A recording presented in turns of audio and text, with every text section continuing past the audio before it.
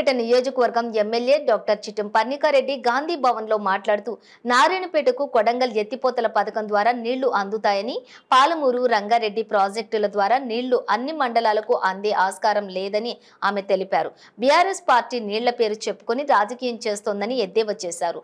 నియోజకవర్గం ప్రజలకు పాలమూరు రంగారెడ్డి ప్రాజెక్టు నిజాలు తెలిసేందుకు ప్రాజెక్టు సందర్శనకు వెళ్తున్నామన్నారు. మీడియా మిత్రులకి ముందుగా వేదిక మీద ఉన్న వంశీచంద్ అన్నగారికి మరి నా తోటి శాసనసభ్యులకి అందరికీ నమస్కారం. ఈరోజు ఏదైతే మా ప్రాంతం గురించి మాట్లాడతానో, ఎందుకంటే ఎప్పుడు కూడా నారాయణపేట్ అంటేనే మీకు తెలుసు, పాలమూరులో ఎప్పుడైనా వెనుకబడ్డ ప్రాంతం అని ముందు నుంచి కూడా చెప్పుకుంటూ వచ్చారు. ఆ వెనుకబడ్డ ప్రాంతానికి ఆ రోజు పాలమూరు రంగారెడ్డి ద్వారా నీళ్లు 63 ఎకరాలకి నీళ్లు అందిస్తామని చెప్పి ఆ రోజు మా రైతులని బస్సు ఎక్కించి మరి తీసుకొని వెళ్లి చూపించడం జరిగింది. నీళ్లు వస్తాయి, తప్పకుండా వస్తాయని చెప్పడం జరిగింది. కానీ మీ అందరికి ఒకటి తెలియజేస్తున్నాను, ఆ ప్రాజెక్ట్ ద్వారా మా నారాయణపేట అనేది ఎప్పుడైనా టేలెంట్ గానే ఉంటుంది. ఆ ప్రాజెక్ట్ ద్వారా మాకు నీళ్లు అందుతాయని మా 1-2 మండలానికి తప్పకుండా అందుతాయి. దాని తర్వాత మరి మా మిగతా 3 మండలాలు కానివ్వండి, టౌన్ కానివ్వండి, ఎక్కడ పోవాలి, ఆ నారాయణపేట మండలం కానివ్వండి, దామరగిద్ద మండలం కానివ్వండి, కొంతపాటు ధన్వాడ మండలం కానివ్వండి, నారాయణపేట మున్సిపాలిటీ కానివ్వండి, వీటికి మాత్రం నీళ్ళు అందే ప్రసక్తే లేకుండా పోయింది. ఆ రోజు రైతులందరూ కూడా చాలా కొట్లాడారు.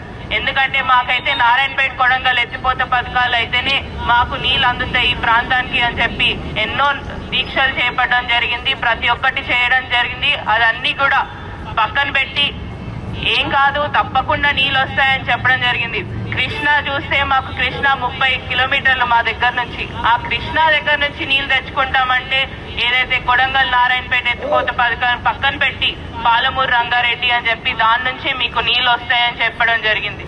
కానీ ఈ రోజు కూడా మాకు 1 ఎకరానికి నీళ్లు రాలేదు. ఎక్కడ కూడా రైతులందరూ కూడా నీళ్ళు వస్తాయని ఆశతో ఉన్నారు, కానీ ఎక్కడ కూడా నీళ్ళు అయితే ఇప్పటి వరకు రాలేదు. రాని పరిస్థితి కూడా లేకుండా ఉంది. ఎందుకంటే ఇప్పటికీ కరోనా ఇంకా ఏదైతే కన్స్ట్రక్షన్ ఫేజ్ లోనే ఉంది, అయిపోతుంది 3 సంవత్సరాల్లో అని చెప్పారు. కానీ ఇప్పటి వరకు మళ్ళీ నీళ్ళు అనేది కూడా రాకుండా అయింది. దీంతో పాటు ఏదైతే ప్రతిసారి ఎలక్షన్ టైం రాగానే మాత్రం వచ్చి చెప్తారు మీకు తప్పకుండా నీళ్ళు వస్తాయి, ఏమని అంటే అక్కడ నారాయణపేటలో మా జయమ్మ చెరువుని మాత్రం నింపుతామని చెప్తారు. కానీ ఆ జయమ్మ చెరువు ఈ రోజుకి కూడా అలానే ఉంది. ఆ జయమ్మ చెరువు అనేది నిండలేదు.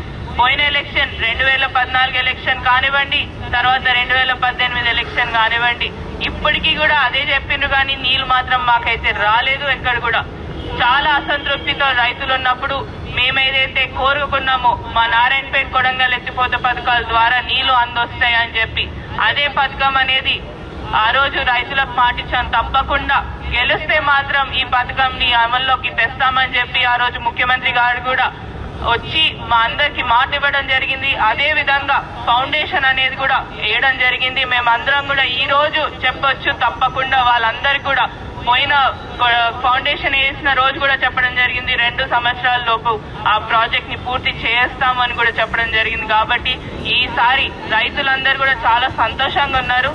ఆ ప్రాజెక్ట్ పూర్తయితే మాకు తప్పకుండా నీళ్ళు వస్తాయనే సంతోషంలో వాళ్ళందరూ వ్యక్తం చేస్తున్నారు. కానివ్వండి, ఈ పాలమూరు రంగారెడ్డి ద్వారా నీళ్లు ఎప్పుడు వస్తాయనేది మేమందరం ఇప్పుడు కొత్త శాసనసభ్యులు మా అందరికి కూడా చూడాలని ఉంది. తప్పకుండా రేపు ఏదైతే పాలమూరు రంగారెడ్డి యాత్రకు మేము అందరం బయలుదేరుతున్నాం, మీ అందరినీ కూడా రావాల్సిందిగా కోరుకుంటూ మీతో పాటు మేము కూడా చూస్తాం, ఎన్ని రోజులు పడుతుంది అనేది కూడా చూస్తామని తెలియజేసుకుంటూ సెలవు తీసుకుంటున్నాం.